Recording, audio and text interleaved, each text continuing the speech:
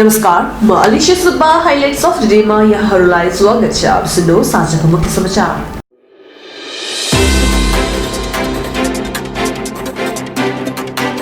गोजमा विमल खेमाका महासचिव रोशनगिरी पहाड आउने विषयमा जिटिए चेयरम्यान अनित थापाको मन्तव्य। माकपा नेता स्वर्गीय आनन्द पाठकको 6औं मृत्युवार्षिक स्मरण सभा सम्पन्न। स्वास्थ्य साथी योजनाको सबैले लाभ उठाइदिने कालिम्पोङ जिल्ला हिल तृणमूल कंग्रेस शिखर रायको आग्रह। गोजमौ बिने खेमा मङपोलाप्त समष्टिद्वारा शान्ति जुलुस सम्पन्न। सुन्नुहोस् खबर विस्तारमा।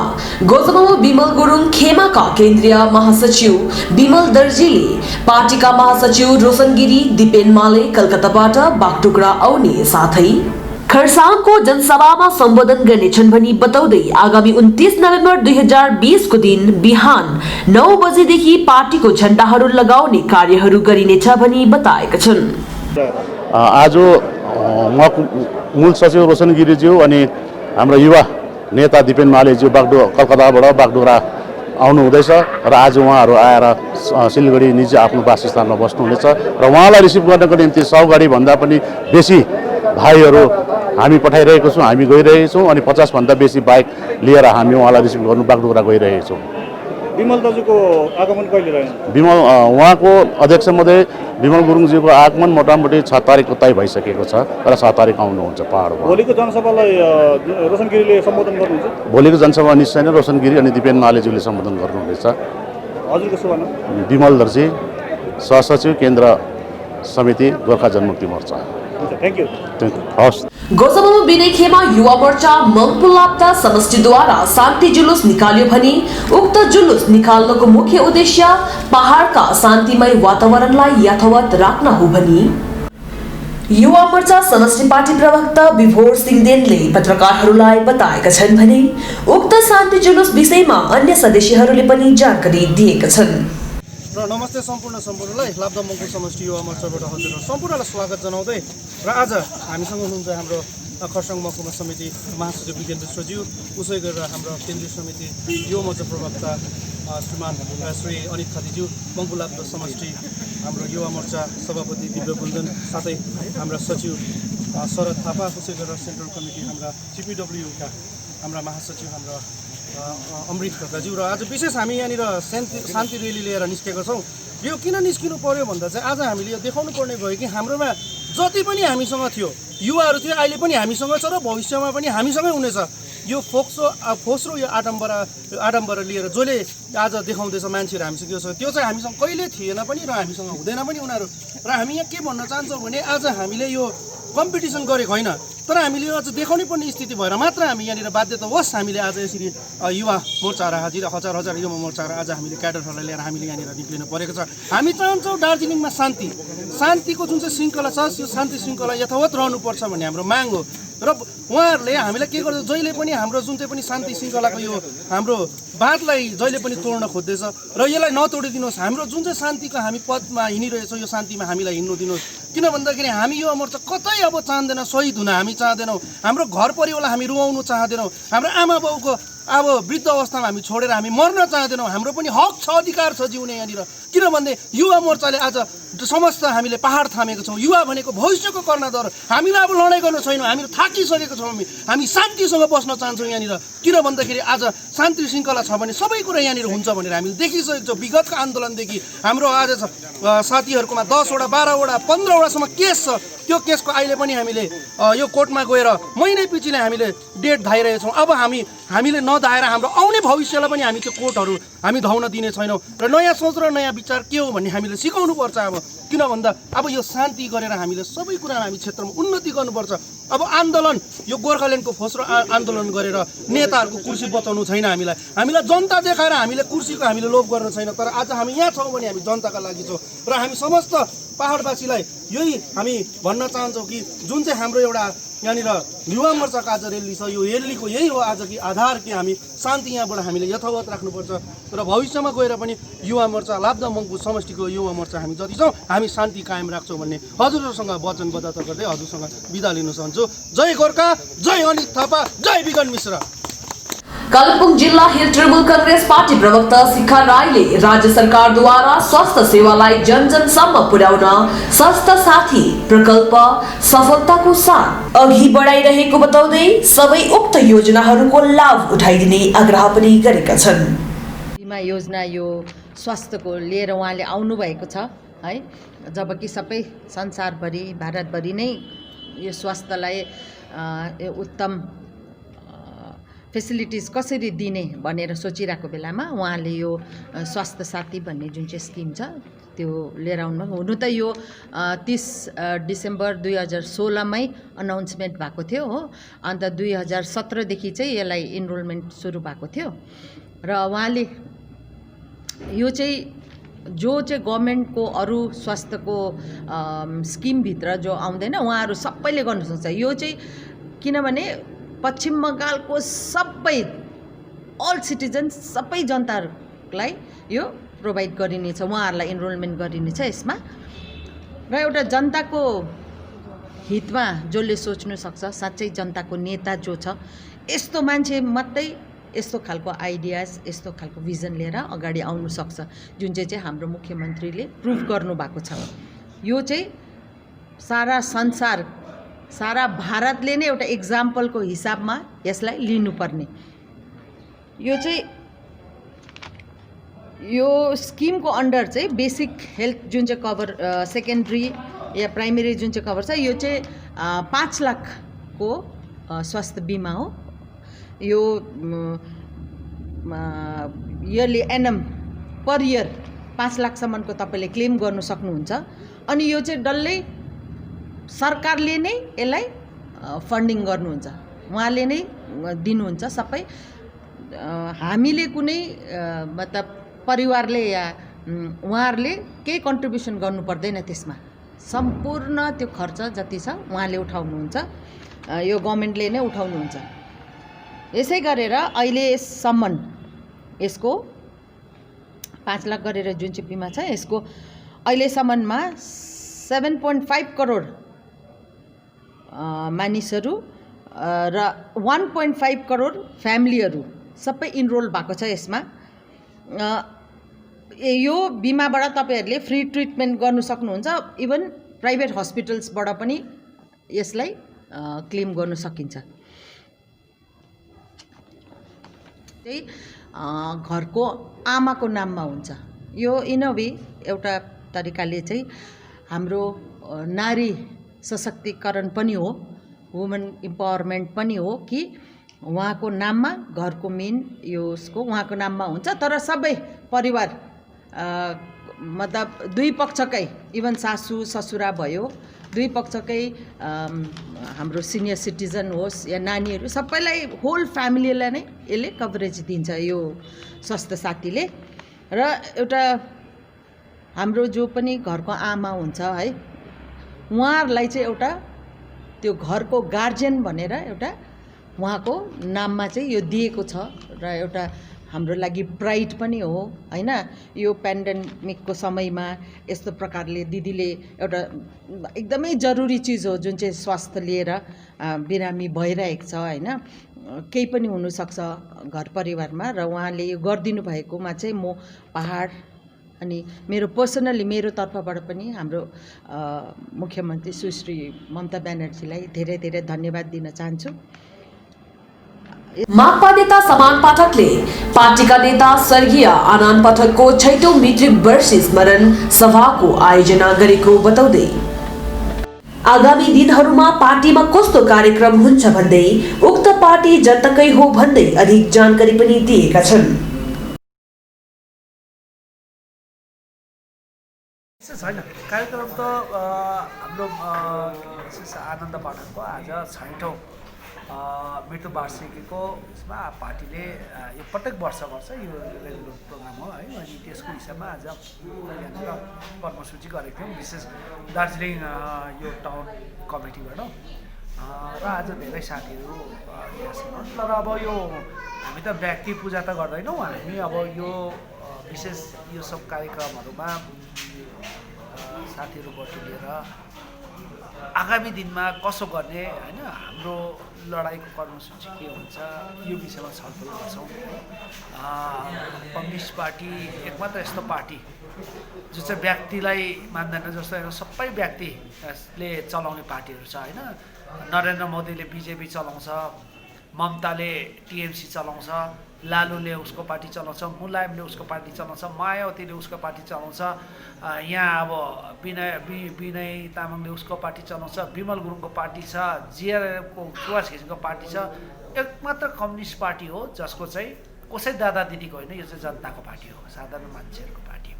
र त्यसले गर्दा व्यक्तिलाई त पूजा गर्दैनौँ, तर अब यस्तो स्मरण सभाहरूमा पहिलाको लडाइँहरूलाई स्मरण गर्छौँ होइन। जस्तो चियाबगान आन्दोलन जति बेला होइन आनन्द पाठकहरू, रतनलाल ब्राह्मणहरू, भद्रबहादुर हमालहरू जस्तो योद्धा हुनुहुन्थ्यो, त्यति बेला चिया श्रमिकहरूको मुक्तिको कुराहरू, त्यति बेला ओभरअल यो राजनीतिक जुन डाइमेन्सनको कुराहरू, त्यति बेला यो राजनीतिक सल्युसन लिएर जुन एउटा थट थियो, एउटा पोलिटिक्सको जुन एउटा स्तर थियो, त्यो स्तरै भिन्नै थियो।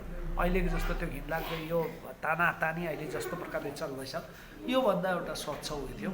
र त्यो दिनलाई स्मरण गरेर त्यो दिन नै ल्याउनुपर्छ भन्ने यो संस्मरण सभाहरूमा हामी प्रायः जस्तो गर्छौँ। र आज दार्जिलिङमा त्यो सभा थियो र उहाँहरूको निमन्त्रणामा म आज उपस्थित हुन आएको छु। भाउजीमा माखमा के कस्तो कार्यक्रम रहेको छ?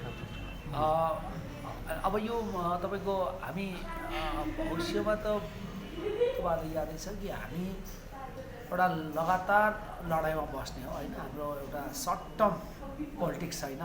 हाम्रो पोलिटिक्स ठेकादार जन्माउने र हटाउने पोलिटिक्स होइन। हाम्रो त एउटा निश्चित राजनीति छ।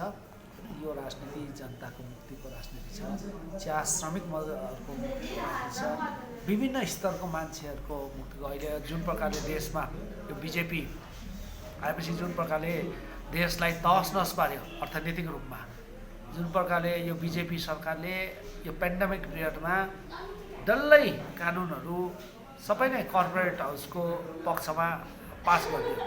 कृषक बिलहरू ल्यायो, श्रमिक बिलहरू ल्यायो, विद्युत बिलहरू, र यस्तो प्रकारले एसेन्सियल कमोडिटी एक्टहरूबाट विशेष आलु चामल तेलहरू जस्तो यसलाई हटाइदियो। अब यसमा खुल्ला एउटा कालोबजारी हुन्छ र यस्तो जग्गामा गएर हामी यसको विरोधमा लड्ने अस्ति 26 तारिक गऱ्यो र हामी आगामी दिनको यो लडाइँहरूमा एकदमै सक्रिय रूपले लाने र दार्जिलिङ पनि भारतवर्षभन्दा भिन्नै होइन नि। हामी खालि न्यारो पोलिटिक्समा किन भुलिबस्ने, एउटा ठुलो एउटा विपद आउँछ, रेल जस्तो, डिफेन्स जस्तो, बिएसएनएल जस्तो अनि सरकारी सम्पत्तिहरू अहिले नरेन्द्र मोदीले मालिकलाई एउटा पर्सनल व्यक्ति मालिकलाई बिक्री गर्नु थालिसकेको छ।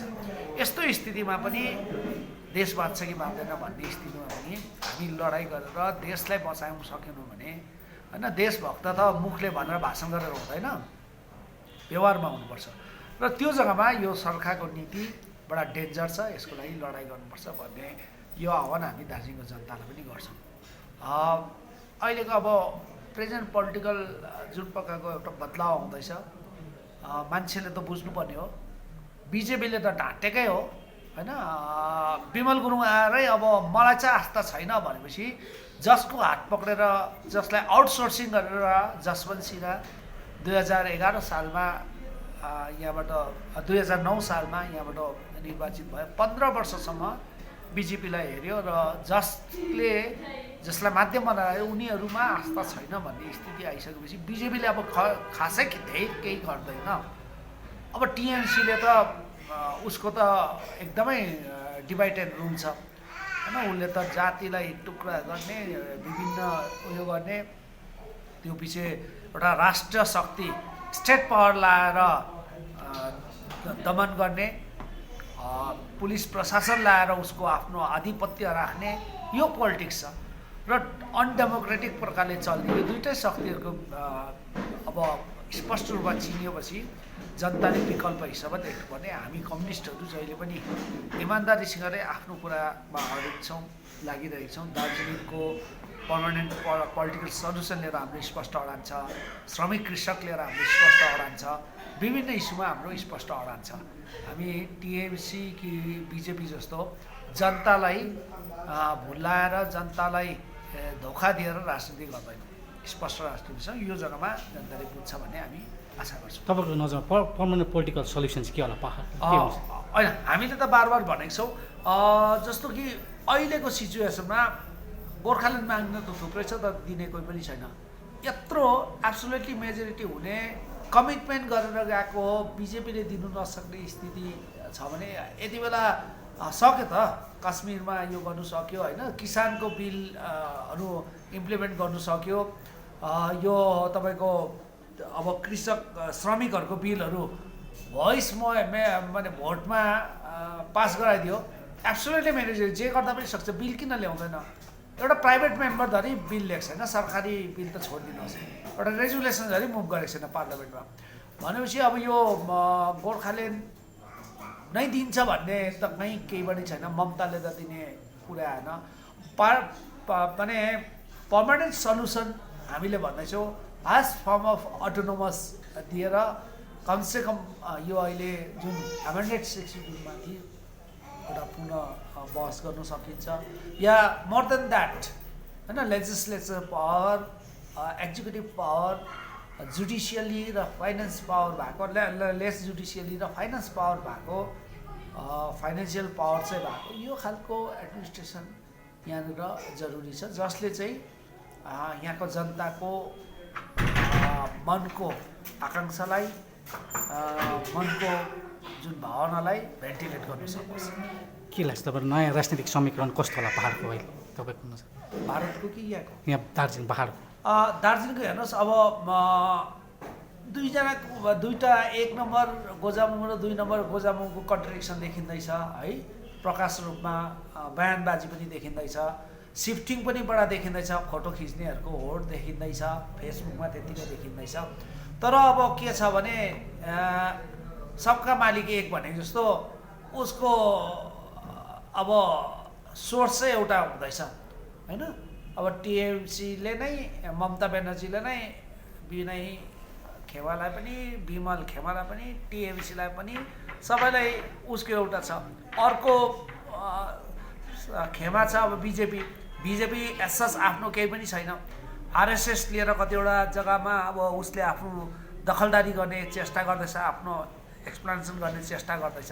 तर यो सबैको गढ कुरा चाहिँ के देखिँदैछ भने यो सबै चाहिँ राजनीति मात्रै हो, पोलिटिक्स मात्रै हो, र यो समीकरणले ठुल्ठुलो माछाले सानो माछा खाने समीकरण मात्रै हो। यो 2021सम्मको फिचर मात्रै हो होइन। सबले आफ्नो आफ्नो एउटा ट्रबल वाटरमा फिसिङ गर्ने यो प्रचेष्टा गर्दैछ, र हाम्रो यहाँको सोझा मान्छे चाहिँ यसमा फसिँदै जाँदैछ। त्यही जग्गामा हामी चाहिँ होसियार हुनु भनेर आह्वान गर्छौँ। जीटीए चेयरमैन अनित थापाले गोजमो विमल खेमाका नेता रोशन गिरी पहाड आउने विषयमा पत्रकारहरूलाई विगत 2017 सालको आन्दोलन चरम सीमामा पुग्दा पहाडका जनताहरूलाई बिचल्ली पारेर जाने नेता भनी मन्तव्य पोख्दै उनीहरू पहाड आउनको मुख्य उद्देश्य के हो ती सब हेर्न पर्छ। यदि गोजमो विमल खेमाका कार्यकर्ताहरूले बदलाको मनोभाव लिएर काम गर्छ भने अशान्ति हुने संभावना हुनेछ भनी बताउँदै थप जानकारी पनि दिएका छन्। गिरी और उनका टीम दार्जिलिंग आ रहे और उसका बाद उन लोग ने कल करसिंग में एक जनसभा रखा है, इसका बारे में आप लोग का क्या कहना है? देखिए, रोशन गिरी और उनका टीम जब आंदोलन हुआ था तो आंदोलन आदमी लोगों को मैदान में रखकर वो लोग कहाँ गया, जब दिल्ली में था बोलता है, कभी जंगल में था बोलता, हम लोगों को मालूम ही नहीं। तो लोग आंदोलन छोड़ के गया, हम लोग आंदोलन करते करते जब आंदोलन दिशाहीन हो गया, जब हम लोग लीडर लोग नहीं मिला तो पहाड़ को शांति बनाने के हम लोग सरकार से सूझबूझ करके हम लोगों ने पहाड़ को शांति बनाया और 3 साल एकदम शांति रहा पहाड़। और पहाड़ छोड़ के वो लोग गया, हम लोगों ने किसी पहाड़वासी ने और आंदोलनकारी ने उन लोगों को नहीं जिताया। तो फिर वो लोग अभी आ रहा है, अब दार्जिलिंग जिसका भी आ भी सकता है, लेकिन जो तरह हम लोग की शांति बनाया है, शांति को हम लोग यथावत रखना चाहिए। और कोई शांति श्रृंखला को भंग करेगा, हम लोग उस पर भी रिस्क लेकर, हमारा लाइफ का रिस्क लेकर हम दार्जिलिंग पहाड़ को बचाया था और इस बार भी बचाएंगे। इस शांति को हम लोग सस्टेन करेंगे। आदमी लोगों को खुश होना सिखाया पहाड़ में, इस खुनी खुश को हमको सस्टेन करना है, शांति रखना चाहिए। उन लोग ने तो एक आशंका कर रहे हैं कि आप लोगों की तरफ से उन लोगों को बाधा दिया जाएगा, ऐसा कोई प्लान? तो हम लोग को तो बाधा देने का हमारा कोई मूड भी नहीं, इंटेंशन भी नहीं है, और हम बाधा देने वाला आदमी भी नहीं है। लेकिन उन लोगों का इंटेंशन जो आने वाला है, उन लोगों का इंटेंशन क्या है हम लोग को देख रहा है। हम लोग उन लोगों को इंटेंशन किस हिसाब से आ रहा है हम लोग देख रहे हैं। वो लोग रिवेंज के भावना में उन लोगों का कैडर लोग काम कर रहा है। सो रिवेंज के भाव पे काम कर रहे हैं तो कन्फ्रंटेशन डेफिनेटली होगा, क्योंकि हम लोग आप लोगों को मालूम है, सब पहाड़वासी को मालूम कितना हिसाब से हम लोग 3 साल पहाड़ में इतना शांति बनाए रखा है, सब आदमी लोग खुश से। सो फिर एक पहाड़वासी के लिए एक सिचुएशन क्रिएट हो रहा है जो अभी कुछ होगा बल्कि एक फियर डेवलप हो रहा है। इसलिए मैं पहाड़वासी को बोला आप लोग जैसे पहाड़ चलेगा वैसे चलेगा आगे भी, और इस पहाड़ के लिए फिर मैं जान देने के भी रेडी हूँ। लेकिन पहाड़ शांति रहेगा, आगे भी शांति में रहेगा, लेकिन जो आने वाला का इंटेंशन वो क्लियर होना चाहिए। क्योंकि हमने पहाड़ को लिए रोज़गार के लिए सरकार के लिए मिलकर काम किया, आगे भी सरकार से लेकर मिलकर ही हम लोग काम करेंगे। क्योंकि हम लोग जो सोचा था 3 साल आगे सोचा था, ये लोग 3 साल आगे सोचता था तो इतना पहाड़ का नुकसान नहीं होता था, शहीद नहीं होता था, हमारा आदमी लोगों का कमानबासी का रोज़गार नहीं जाता था, बहुत कुछ मतलब ख़त्म करके ये लोग फिर वापस आ रहा है। लेकिन इसका इंटेंशन क्या हमको अभी तक मालूम नहीं। अच्छा, उस कल का जनसभा में क्या करछेम तो आपका जगह है, आप वहाँ पे रहते हैं, करछेम का आदमी साथ देगा? देखिए करसेंग हमारा जगह नहीं है, करसेंग सबके जगह है। हम करसेंग में रहता है, ये चीज़ ठीक है। अब जिसका भी जैसे सुभाष सिंह अभी गुजर गया, उसका भी थोड़ा फैन फॉलोइंग रहेगा, जो आ रहा है उन लोग भी कोई ना कोई फ़ैन फॉलोइंग रहेगा। लेकिन उन लोगों का फ़ैन फॉलोइंग रिवेंज का भावना का फ़ैन फॉलोइंग है, और हम लोगों ने कैम्प करके फ़ैन फॉलोइंग बनाया। सो अब जितना भी जनसभा है सुनने के लिए आदमी लोग 1500-1000 रुपये तो भीड़ हो ही गई चाहिए। सो हमने हमारा जितना भी हमारा यूथ फोर्स है, हमारा ऑर्गेनाइजेशन लड़का लोग, हम लोगों ने उन लोगों को इंस्ट्रक्शन दिया है। उन लोगों को अभी डेमोक्रेसी में बोलना देख, उन लोगों ने जब उन लोगों का मे भी उस समय था, लेकिन हम लीडर नहीं थे। उन लोगों का लीडरशिप में किसी को मीटिंग होना नहीं देता था, लेकिन हमारा लीडरशिप में हमने पहले ही दिखा दिया कि डेमोक्रेसी है। सो इस डेमोक्रेसी को हम उसमें झई झगड़ा हम बिलीव नहीं करते। करसेंग में तो जो भी आकर जनसभा कर सकता है, इसमें हमको कोई रुकावट भी नहीं है, प्रॉब्लम भी नहीं है। लेकिन राजनीतिक नंबरिङ गेम में हम नंबरिङ गेम में बिलीव करता है आगे। Thank you. आजको निम्ति बिदा दिनुहोस्। भोलि फेरि यस्तै खबरहरू लिएर म उपस्थित हुने छु। तबसम्मका लागि हेर्दै गर्नुहोस् सिस्टर रङ्गीत टेलिभिजन। नमस्कार।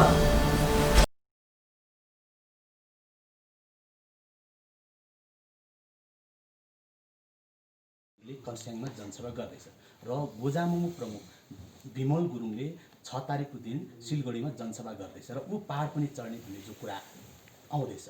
युबिसी लिएर जो बङ्गाल विधानसभा चुनावदेखि अघि यस्तो प्रकारको जो कुरा हुँदैछ, यो बिजेपीले एउटा चुनौतीको रूपमा लिएको छ कि? हेर्नुहोस्, उहाँहरू पहाड चढ्नुपर्छ, घर फर्किनुपर्छ। यो लोकतन्त्र हो, डेमोक्रेसी हो। हामीहरू ममता दिदीको सोचमा विश्वास राख्दैनौँ, तर के 2017 देखि आज 2020 सुन भारतीय जनता पार्टीले रोकेर राखेको थियो? कसले आज सुन हामीहरूका विस्थापित दाजुभाइहरूलाई पहाड चल्न दिएन? के मोदीजीले नदिएको हो? भारतीय जनता पार्टीले त सुप्रिम कोर्टमा, मलाई थाहा छ 2019 को इलेक्सनको बेलामा लास्ट स्टेज तक केस लिएर पुगेको थियो, तर लास्ट मुभमेन्टमा सुप्रिम कोर्टले तिम्रो हाइकोर्टलाई एप्रोच गरेर बेलका लागि भन्दा त्यहाँ फेरि समय लाग्यो। अदरवाइज भारतीय जनता पार्टीले जीजीएमका नेताहरूलाई, दाजुहरूलाई जति सक्दो सबै मद्दत आजसम्म गरिरहेको थियो। तर आज जुन परिवर्तन भयो, अब त्यो त्यसमा के सोच र के विचार थियो यो त उहाँहरूले नै स्पष्ट राख्न सक्नुहुन्छ। त्यसमा मैले बोलिराख्नु केही कारण पनि छैन। तर यति नै होस्, हेर्नुहोस् जुन प्रकारको आज यो स्थिति छ, जनता अलिक कन्फ्युज छ। तर म स्पष्ट बताउन चाहन्छु कि भारतीय जनता पार्टीले हामीहरूको मुद्दा बोकेको छ। म तपाईहरुको सांसद पनि हो, मेरो कर्तव्य पनि हो। आउँदो दिनमा हामीहरूको समस्याको समाधान हुन्छ, मेनिफेस्टोमा पनि लेखेको छ। म चाँडै गर्नको लागि प्रयासरत छु। लोकसभा चुनावसम्मको जो तपाईहरुको गोजामुमो 1 विमल पन्थीसँग गठबन्धन जो थियो, जो अब 2021 मा बंगाल विधानसभा जो हुन जाँदैछ, यसमा विमल पन्थी तपाईहरु माइनस भइरहेछ। यो अबको चुनावमा तपाईहरु के कस्तो सोच्नु भएको छ परिणाम? हेर्नुहोस्, आजसम्म भारतीय जनता पार्टीलाई जनताले जिताएको हो र आउँदो दिनमा 2021मा पनि भारतीय जनता पार्टीलाई दार्जिलिङ हिल, तराई र डुवर्सको जनताले नै जिताउँछ। किनभने हामीहरूसँग अहिले पनि मुद्दा छ, हामीले मुद्दा छोडेका छैनौँ। अनि अर्को कुरो म तपाईँलाई स्पष्ट बताउन चाहन्छु, तपाईँको मार्फत जनतालाई पनि भन्न चाहन्छु, जुन हामीहरूको माग छ त्यसको पूर्ति केवल भारत सरकार र केन्द्र सरकारले मात्रै गर्न सक्छ र हामीहरूको समस्याको समाधान भनेको भारतको संसद भवनमा मात्रै छ र त्यसको समाधान भारतको संविधानले मात्रै गर्न सक्छ र त्यसमा कुनै टिएमसी, सिपिएम, कांग्रेस, XYZ कुनै फ्याक्टर होइन। मैले अस्ति पनि यो कुरा भने, अब आउँदो चुनावमा खाली जनता, ओन्ली जनता फ्याक्टर हुनेछ। किनभने पहाडलाई हामीहरूका नेताहरूले धेरै मासिसके। आज पहाडमा दुई किसिमका मात्रै नेताहरू छन्। एकजना छन् बङ्गालमा जसैको पनि सरकार हुँदा त्यो बङ्गालको एजेन्ट बनिने काम गरिरहेका छन् र अर्को यहाँ नेता कम छन्, कन्ट्र्याक्टर ज्यादा छन् र पहाड मास्ने काम आज सुबुन यहाँका कन्ट्र्याक्टर र बङ्गालका एजेन्टले मात्रै गरेको हो। आउँदो दिनमा यो समाप्त भएर जान्छ र 6 महिनामा बङ्गालमा परिवर्तन हुँदै थियो, यो क्षेत्रमा पनि परिवर्तन हुन्छ। आश्वस्त बस्नुहोस्। जनतालाई म भन्न चाहन्छु, तपाईहरूले मलाई भोट दिनुभएको छ, यो मेरो कर्तव्य पनि हो, त्यसको पालन गर्छु। म आफै पनि गोर्खा क्षेत्रीको छोरो हो र जुन मुद्दा मेनिफेस्टोमा भारतीय जनता पार्टीले गाभेको छ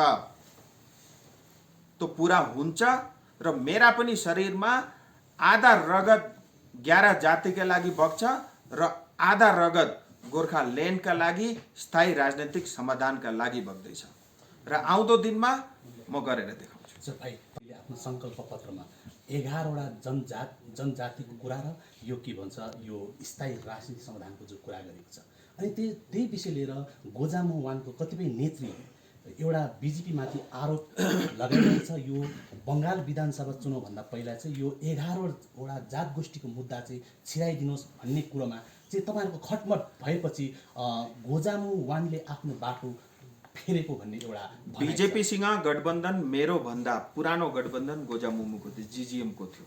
अच्छा है, म त 1.5 साल मात्रै भयो पोलिटिक्समा आएको, उहाँहरू त सायद 10-11 सालदेखि हुनुहुन्थ्यो। त्यसमा मलाई भन्ने केही पनि छैन। तर म एउटै कुरो भन्छु, हेर्नुहोस्, आज हामीहरूले भारतीय जनता पार्टीलाई कुन आधारमा चाहिँ आरोप लगाउँदैछौँ? किनभने भारतीय जनता पार्टीको सरकार आएको त 6 साल मात्रै भयो त। हामीहरूको के यी मुद्दाहरू 6 सालका मात्रै उत्पत्ति हुन् त? होइन नि त, सयौं सालदेखि चलिरहेका छन्। अनि आजभन्दा पहिले कुनै पनि सरकारले पनि गर्दैन त, कहिले आरोप पनि लगाएन त, हामीहरूले सघाइराख्यौँ। तर भारतीय जनता पार्टीको अहिले सरकार छ, हेर्नु, मोदी 1 मा पनि मोदी 2 मा पनि असम्भव कामहरू सम्भव गरेर देखाएको छ। राम मन्दिर आजसम्म बनिएको थिएन, 500 सालदेखि चलिरहेको थियो, तर त्यसको समाधान भयो। 370 को पनि समाधान भयो, बोरोल्यान्डको पनि समाधान भयो, सीए बिलको पनि समाधान भयो, ट्रिपल तलाकको पनि समाधान भयो। अब आउँदो दिनमा स्थायी राजनीतिक र 11 जातिको पनि समाधान हुन्छ। तर अब हेर्नुहोस्, यी हामीहरूका माग मैले अस्ति पनि भने सानोतिनो माग होइनन्, समय लाग्छ, लाग्दैछ समय, तर त्यसको प्रक्रिया चलिरहेको छ। अनि अब बिजेपीले डिलिभर गर्ने समय आएको छ। अनि बिजेपी गोर्खा प्रति इमान्दार पनि छ, प्रतिबद्ध पनि छ। यसै थोडी न मेनिफेस्टोमा लेखेको। अनि मेनिफेस्टोमा भएका कामहरू एक एकवटा गर्दै बिजेपीले गरिरहेको छ। आज अरू कसले चाहिँ गराउँछ? आज हामीहरूले फर एक्जाम्पल एक बार बिजेपीले गर्दैन भन्नु भने अरू कोही गर्ने पार्टी छ? कांग्रेसले गर्छ, सिपिएमले गर्छ, टिएमसीले गर्छ, कसैले त गर्दैन। त गर्ने भनेको त भारतीय जनता पार्टी र मोदी सरकारले मात्रै त हो। त्यही भएर म जनतालाई मेरो त्यति नै एउटा भनाइ छ, अलिकति हामीले धेरै धारण गर्नुपर्छ। समय अनुकूल छ, राम्रो समय छ। आउँदो दिनमा हामीहरूका समस्याका समाधान पनि अवश्य हुन्छ। अच्छा, एउटा कुरो, भोलि गोजामु वान जुक्कल गोजामु वान विमल गुटका कर्स्याङ इस जनसभाको भारतीय जनता पार्टी किस तरह से देख? लोकतंत्र में हर एक को चुनाव लड़ना, जनसभा करना, कार्यकर्ताओं के बीच जाना, मीटिंग करना सबका अधिकार है। और रोशनगिरी जी, विमल जी और जीजीएम को भी इसका पूरा अधिकार है और ये अधिकार उनसे कोई नहीं छीन सकता। लेकिन मेरा प्रश्न टीएमसी सरकार से है, आज तक ये जो अधिकार छीनने का काम अगर किसी पार्टी ने किया था, वो टीएमसी सरकार ने किया था, वो ममता दीदी ने किया था। ममता दीदी ने दार्जिलिंग पहाड़ के अंदर में शासन करने के लिए हमारे 11 गोरखाओं को छाती में गोली ठोक करके उनको मार दिया गया। पहाड़ में शासन करने के लिए जेजेएम पार्टी के नेताओं को विस्थापित बना दिया गया। उनको अपने घर से बाहर रहना, जंगल में रहने के लिए उनको मजबूर कर दिया गया। इसके लिए भारतीय जनता पार्टी नहीं, केवल और केवल टीएमसी सरकार ही जिम्मेदार है। लेकिन विडंबना देखिए इस पॉलिटिक्स की। आज जब उनको आवश्यकता पड़ी, जब उनको लगा कि उनकी तो दाल नहीं गल रही है, तो उन्हीं के साथ उनको गठबंधन करना पड़ा। लेकिन ये सोचने वाला विषय जनता के लिए है कि आज ये जो गठबंधन है, क्या इसके कारण दार्जिलिंग हिल्स, तराई और डूवर्स की जनता का भला होगा? क्या इस गठबंधन के कारण जो हमारी समस्या है उसका समाधान होगा? क्या इस गठबंधन के कारण 11 जातियों का समाधान होगा? क्या इस गठबंधन के कारण स्थायी राजनीतिक समाधान होगा? बिल्कुल नहीं होगा। ये गठबंधन सिर्फ और सिर्फ चुनाव को देखते हुए अपने फायदे का गठबंधन है। अच्छा, ये जो भारतीय जनता पार्टी ने अपने संकल्प पत्र में जो उल्लेख किया है 11 जात गोष्ठी और स्थायी राजनीतिक समाधान, ये कब होगा, कब पूरा? भारतीय जनता पार्टी असंभव काम को उन्होंने संभव करके दिखाया है। मोदी जी के नेतृत्व में जो असंभव से लगते थे, जिनके बारे में बात करते हुए नेता डरते थे, पार्टियां डरती थी, वो सब काम भी हुए हैं। 370 हो, राम मंदिर का बनना हो, या ट्रिपल तलाक हो, बोरोलेन के समस्या का समाधान हो, ऐसी तमाम जो चीजें थी उसका समाधान हुआ है। और रही बात गोरखाओं की 11 जनजाति का विषय या स्थायी राजनीतिक समाधान का विषय, ये भी अवश्य होगा, जल्द होगा। भारत सरकार ही करेगी, केंद्र सरकार ही करेगी, भारत के संविधान के हिसाब से करेगी, और भारत का संसद भवन ही इसके लिए सक्षम है, अवश्य होगा। साथै पहाडको कतिपय विपक्षी दलहरूले बिजेपीमाथि बार एउटा आरोप लगाउँदै आइरहेको छ। भारतीय जनता पार्टीले आफ्नो वचन अहिलेसम्म पुरा गरेको छैन भन्ने विषय लिएर भारतीय जनता पार्टीले 370 को वचन पूरा गर्यो। दार्जिलिङ विषय भारतीय जनता पार्टीले राम मन्दिर बनाउने वचन पूरा भयो। भारतीय जनता पार्टीले बोरोलेनको समस्याको वचन पूरा गर्यो।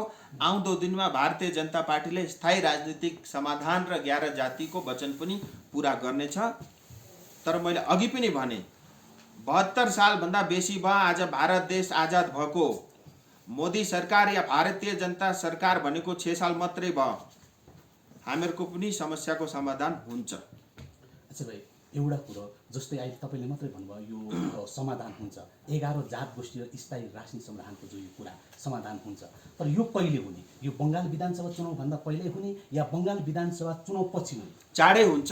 त्यसका लागि मैले अघि पनि भने म काम गरिरहेको छु, प्रयासरत छु, र मेरो पनि प्रयास छ चाँडोभन्दा चाँडो यस समस्याको समाधान होस् भनेर। र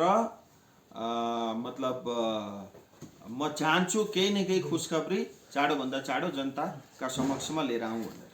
अच्छा, एउटा कुरो जस्तै तपाईँले अहिले भर्खरै मात्र भन्नुभयो कि यो चाँडै हुन्छ भनेर, तर पहाडको विपक्षी पार्टीहरूले त भन्दैछ नि, अब विगत 2009 देखि बिजेपीलाई समर्थन गर्दै आएको, यत्रो सालसम्म हामी वेट गऱ्यौँ, तर अहिलेसम्म भारतीय जनता पार्टीले पहाडको लागि केही सोचेका छैनन्। यो बार बार भन्दै आउँदैछ नि। अच्छा, मैले अघि पनि भने कोही छ म दिन्छु र गराएर देखाउन सक्छु भन्ने, मलाई ल्याइदिनुहोस्, सामने ल्याइदिनुहोस् न। कसैसँग क्षमता छैन, कसैले गर्दैन। मैले अघि पनि भने केवल भारतको संसद, भारतको संविधान र भारत सरकार। अच्छा भाइ, उसो भए तपाईँ अहिले भर्खरै मात्र भने स्थायी राजनीतिक समाधान र यो 11 जात गोष्ठीको कुरा जो छ त्यो बिजेपीले मात्र पुरा गर्छ भन्ने जो तपाईँले अहिले भर्खरै भने किटान गरेर भन्नुभयो, उसो यो स्थायी राजनीतिक समाधान तपाईँ यहाँको संसद हुनुहुन्छ, त्यो के हुन सक्ला? हेर्नुहोस्, जनताका मनमा के छ मलाई त्यो स्पष्ट थाहा छ। अनि आउँदो दिनमा त्यो स्पष्टीकरण जनताका समक्षमा पनि हुन्छ। यो विषयमा योभन्दा बढी कुरा म संसद भवनमा मात्रै गर्छु। अच्छा भाइ, एउटा लास्ट कुरो तपाईँलाई, यो 2021 मा बङ्गाल विधानसभा चुनाव हुन जाँदैछ। पहाडको सिट 3वटा सिटमाथि बिजेपीले आफ्नो मुख्य प्रतिद्वन्दी, चुनावी शत्रु, राजनीतिक शत्रु कसलाई मान्ने गर्छ? होइन, कोही शत्रु होइन। हेर्नुहोस्, म त इभन विमल दाजु, रोशन दाजु, है हामीहरू मतलब जे भने पनि एउटै गोर्खे हौँ। अनि चुनाव भनेको आउँछ जान्छ त्यो अर्कै कुरा हो। डेमोक्रेसीमा हरेक व्यक्तिले चुनाव लड्न पाउँछ, हर व्यक्ति स्वतन्त्र छ। अनि म यति नै भन्न चाहन्छु, हेर्नुहोस् मैले जुन कुरा अघि पनि राखेँ, आजसम्म भारतीय जनता पार्टीलाई जिताउने जनता नै हो, त्यो जनता छँदैछ। भारतीय जनता पार्टी पनि छ। अनि भारतीय जनता पार्टी एउटा सक्षम पार्टी हो, विश्वको सबभन्दा ठुलो पार्टी हो, सामर्थ्य पनि छ, शक्ति पनि छ। आउँदो दिनमा हामीहरूका समस्याका समाधान गराउने क्षमता पनि छ, त्यसका समाधान पनि हुनेछ। अच्छा, एउटा तपाईँको एउटा सानो कुरो फेरि पनि मलाई अलिकति सोध्नु मन पर्यो। जो विमल गुरुङले केही दिन अघि मात्र एउटा प्रेस रिलिज जारी गरेको थियो, आफ्नो बयान जारी गरेको थियो, 2024मा हुने लोकसभा चुनावमा जसले गोर्खाल्यान्डको इस्युलाई समर्थन गर्छ र त्यसलाई हामी समर्थन गर्छौँ भन्ने छ। 2024 सुबुन पर्खिनै पर्दैन, पर्खिनु पर्दैन। 2024 सुबुन यो मुद्दालाई लिएर पर्खिनु पर्दैन, त्योभन्दा अगाडि नै यसको समाधान हुनेछ। नेपाली बङ्गाल विधानसभा चुनावमा तपाईँहरू कतिको आशावादी छ सरकार गठन? हेर्नुहोस्, म एउटा कुरो तपाईँलाई स्पष्ट भन्छु, जुन प्रकारको मैले अघि पनि भने डेमोक्रेसीको हत्या भइरहेको छ, संविधानलाई कमजोर बनाउने कोसिस पनि भइरहेको, वैतरणिक अवस्थामा छन् स्पष्ट रूपमा भनौँ भने। अनि भ्रष्टाचार एकदम चरममा छ, जहाँ हात हालो तिनीहरू तपाईँले भेटिहाल्नुहुन्छ। अब जनताको विश्वास सम्पूर्ण बङ्गालदेखि पश्चिम बङ्गालदेखि टिएमसी माथि उठिछ। अब यसको टिएमसीको जहाज डुब्दैछ, डुब्न पनि थालो, त्यसमा छेड परिसक्यो, पानी पनि पस्न थालो। तपाईँले 2-3 दिन अगाडिदेखि मिडियामा पनि देख्नुहुँदैछ। आउँदो दिनमा 2021 सम्म यो टिएमसीको यस्तो अवस्था हुन्छ, राम्रो क्यान्डिडेट पनि यिनीहरूले पाउँदैन। र टिएमसीका धेरै नेताहरू, धेरै विधायकहरू, सांसदहरू आउँदो दिनमा तपाईँहरूले देख्नुहुनेछ, धेरै बढी मात्रामा भारतीय जनता पार्टी उहाँहरूले पनि जोइन गर्नुहुँदैछ। र स्पष्ट छ 2021मा भारतीय जनता पार्टीको सरकार बनिन्छ। भारतीय जनता पार्टीको 200 भन्दा बढी र बेसी सिट आउनेछ। मोदीजीका नेतृत्वमै नै पश्चिम बङ्गालमा यहाँ सरकार बनिनेछ। र पश्चिम बङ्गालमा 72 सालदेखि जुन काम भएन, आउँदो दिनमा 5 सालमा भारतीय जनता पार्टीले त्यो काम गराएर देखाउनेछ।